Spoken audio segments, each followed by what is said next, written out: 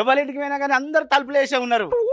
వీళ్ళు ఎటు పోయినట్టు వినాయకుని దగ్గరికి పోయారు, డ్యాన్సులు చేస్తారు, ఫుల్ తాగిర్రు, ఫుల్ డ్యాన్సులు చేస్తారు.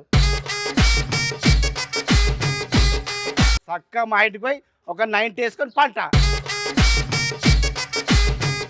సరే ఎర్రన్న వస్తాడే ఖచ్చితంగా, వచ్చేటట్టే ఉన్నాడు. పోయిన సరే మంచిగా ఉంది అసలు.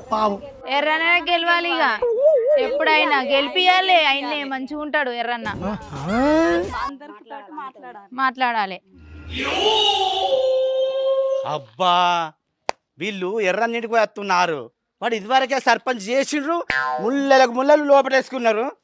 వాడిని గెలిపిస్తానా? నేను నిలబడతా. తీస్తా, నాలో ఉన్న క్రియేటివిటీ మొత్తం బయటికి తీస్తా, నా తడాకా చూపిస్తా. అయినా కానీ నేను సర్పంచ్గా నిలబడదామంటే ఎవ్వరు మా ఇంటికి వస్తలేరు. వాని ఇంటికి ఎందుకు పోతాను? వాని పరపతి ఏమున్నది? అయినా కానీ నా పాలోడు కదా, నా పాలోని గెలిపియా, లక్షలు వరి కానీ గెలిపియా.